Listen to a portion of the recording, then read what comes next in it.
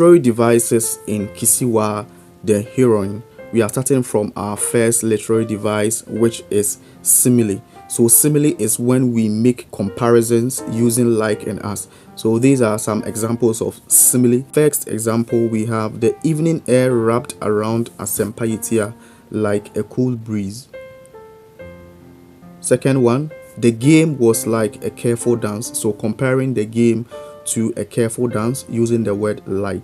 You stood here insulting each other like politicians on TV. You are like our leaders. Her marbles lined up like elite soldiers.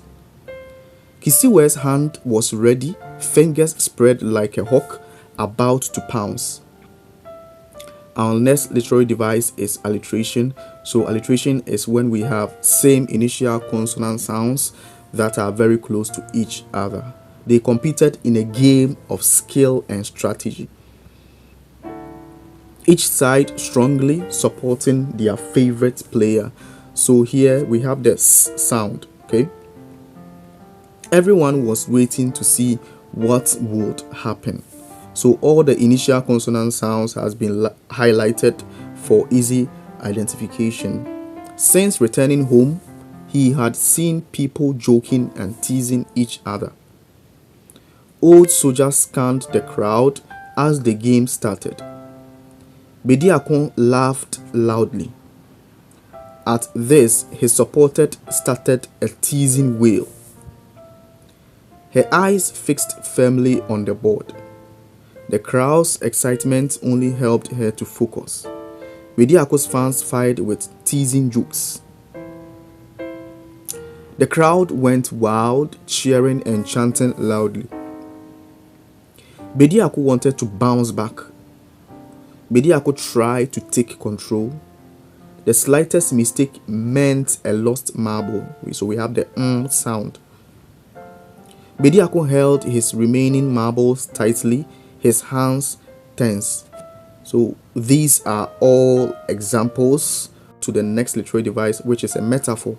So a metaphor is when we make comparisons without using like and as. The air was electrifying. So comparing the air to the effect of electricity, okay? She tuned out the noise. Old soldier's eyes sparkled with pride. Bediako's face turned white as he rushed to his son. Bediako spoke up, his voice thick with regret. Old soldier spoke up again, his eyes shining with excitement. The drafts board was a minefield of traps from each player, okay? So comparing the drafts board to a minefield, okay, again without using like and as. But Kissiwaa's defenses stayed strong. She evaded each attack, moving her marbles to create chances. So here comparing the drafts game to a warfare, okay? Then we have symbolism. So symbolism occurs when we use things to make a representation of other things, okay? So our first one is, for many years, the Nyamidua tree represented safety, wisdom, and spiritual growth. So this one is a strong symbolism in the story. Then the next one we have imagery, okay? So imagery is when we use words to appeal to our different senses, okay? The first instance of imagery, its roots growing deep into the ground, its limbs stretching up to the sky, okay? So giving us a visual imagery. His tough look and sharp eyes, okay? Bediako looked upset, losing his calm. So all of these give us a visual imagery. Old soldier's eyes widened, his face pale with disappointment. Bediako's face turned white as he rushed to his son. So one thing that we need to know here is that one statement can contain multiple literary devices, okay? Just one statement can have different literary devices. So let's take note of that. Then the next literary device that we have is personification. So personification is when we give human qualities or attributes to things that are non-human. Okay. In our first example of personification, in Asempa, the Nyamidua tree was more than just a tree. It protected, healed, and brought people together. Okay, thereby personifying the Nyamidua tree. Excitement filled the air, personifying the air with what? Excitement. Excitement filled the town square as sunset approached. The draft march excitement swept through the village. All right. So all these are human attributes. The village waited anxiously. Okay, the village waited anxiously. One more game for Asempayetia's pride. The air filled with music and laughter. Okay, so personifying the air with music and laughter. Its limbs stretching up to the sky. Talking about the Nyamidua tree here. Then we have repetition. Repetition is very simple.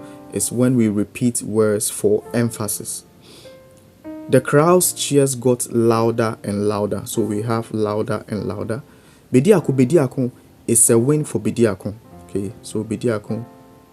The chanting swelled, merging into a triumphant call to victory. Okay. So that's the continuation of that. Obunuman kuma, Odapejan, Obunuman kuma, Odapejan, Osune. All of these are examples of repetition. So Bediako, the dribbler king. Kissiwaa's marble jumped and jumped again. Okay, so jumped and jumped. Now let's go to the next literary device, which is hyperbole. So hyperbole is when we make an overstatement, okay, or words of exaggeration. Also, just eyes lit up, remembering the strong women he'd worked with in the military. Okay, so the underline here is also just eyes lit up.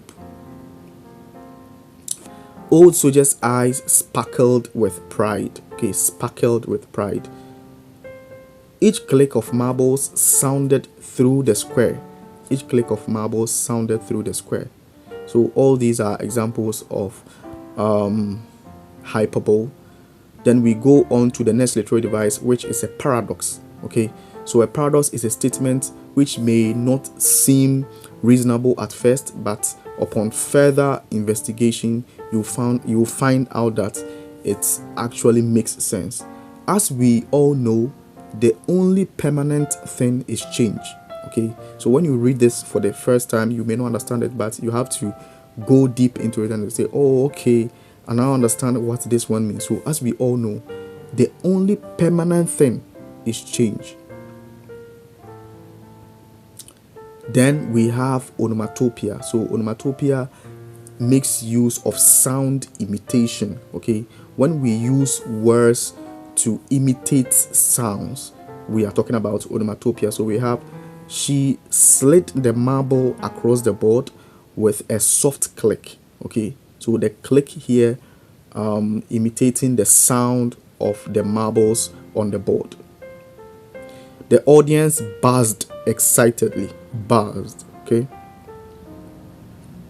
Then we have rhetorical question, which is our next literary device. So what is a rhetorical question? So a rhetorical question is a question which does not necessarily demand an answer from the one the question is being directed to. All right. It could be used to make a command, or it could be used to make emphasis. Our first example: could he come out with a clever plan to turn the game around? Would Kissiwaa win and become Asempayetia's first female drafts champion? All these are examples of rhetorical questions. Or would Bediako, the 5-time winner, make an amazing comeback? Would Kissiwaa keep winning, or would Bediako stop her? You think you are better than me? He growled. So this was by Bediako. How can they behave like this? Abebio, what did you do? You attacked each other without thinking, and now you want to punish him for doing the same. You forgot kids watch, listen, and learn from you. Now you are surprised when they copy you. Then we have the literary device Synecdoche. Okay, Synecdoche. So Synecdoche occurs, or it's a literary device which comes about when we use part of something to represent a whole. Okay, when we use parts to represent a whole. Our first example is faces once full of excitement now looked thoughtful, eyes cast down. So here, faces is just a part of people, okay, their faces. But here it is being used to represent a whole, which is the individuals present. Thank you very much for staying to the end of the video.